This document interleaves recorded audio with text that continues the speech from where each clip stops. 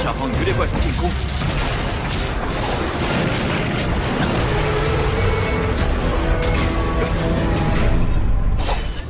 贾司令，我之前在国民遗迹里发现，而金角巨兽就料了，分别是盘踞于东海的东海青。 Halo Rebahaners penggemar serial animasi Donghua, selamat datang di channel Portal Donghua, channel yang khusus membahas bocoran-bocoran dari serial Donghua terbaik di jagat raya. Yang pada konten kali ini, kami akan membocorkan alur cerita Donghua Swallowed Star, episode 79, atau season 2 episode 53. Tapi sebelum masuk ke portal ceritanya, jangan lupa klik tombol subscribe, dan nyalakan juga lonceng notifikasinya, agar tidak ketinggalan bocoran cerita Donghua lainnya. Sekian dulu openingnya, dan yuk kita terobos portal ceritanya. Yang dimana pada part sebelumnya, Luo Feng dan Babata yang telah berhasil mendapatkan apa yang mereka cari di reruntuhan peradaban kuno, mereka pun segera kembali ke kota Yangzhou. Namun baru saja bertemu dengan keluarganya, tiba-tiba Luo Feng mendapat panggilan dari Jia Yi, yang mengabarkan tentang 6 monster tingkat kaisar yang saat itu bergerak ke arah sektor militer Tenggara. Mendengar kabar tersebut, Luo Feng pun langsung terbang menuju sektor militer Tenggara dengan kecepatan tertingginya. Dalam hal kecepatan terbang manusia bumi, Luo Feng lah yang tercepat, bahkan Hong dan Dewa Petir pun tak bisa menandinginya. Di saat yang sama, seluruh masyarakat dan tentara yang menonton kekebrutalan 6 monster tingkat kaisar yang dengan mudah memporak-porandakan serta membunuh ribuan prajurit militer, seketika menahan nafas, tanpa berkata sedikit pun. Namun dari raut wajah mereka, terlihat jelas rasa ketakutan yang luar biasa. Sesaat kemudian, adegan pun berpindah dengan menampilkan seorang pemuda berpakaian baju besi berwarna merah darah, yang saat itu berdiri di atas senjata roh, sambil melihat dengan tatapan serius ke arah 6 monster tingkat kaisar.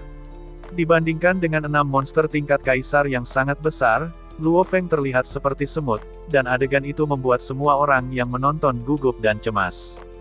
Di sela pemandangan itu, tiba-tiba Kaisar Ubur-ubur mengeluarkan kabut hijau beracun, yang menyebar beberapa ribu meter, membuat pemandangan di layar pun seketika menjadi hijau, membuat jutaan orang yang menonton menjadi cemas dan bertanya-tanya tentang keadaan Luo Feng, saat melihat Luo Feng terperangkap di tengah kabut beracun itu.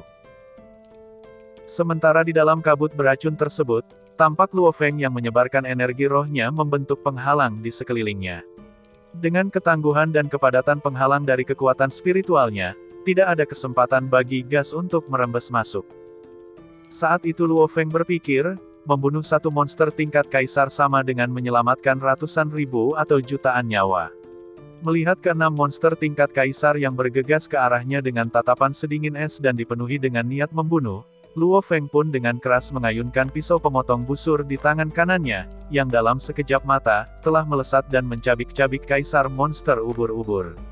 Dan tanpa jeda sedikit pun, pisau pemotong busur itu langsung melesat dan menghancurkan monster kaisar dengan cangkang besar di punggungnya. Dalam kemampuan menyerang, pisau pemotong busur jauh lebih kuat dari senjata roh Soaring Shuttle miliknya. Saking kuatnya dampak serangan dari pisau pemotong busur, membuat Luo Feng dapat dengan mudah menghabisi ke-6 monster tingkat kaisar. Bahkan monster kaisar naga hijau Laut Timur pun, akhirnya menjadi korban senjata milik Luo Feng. Saat kabut racun dari Kaisar Ubur-ubur telah menghilang, tampak Luo Feng yang masih berdiri di atas senjata roh miliknya, diikuti banyaknya potongan tubuh monster yang berjatuhan. Melihat pemandangan itu, orang-orang pun langsung meledak dalam kegembiraan dan melontarkan kata pujian pada Luo Feng.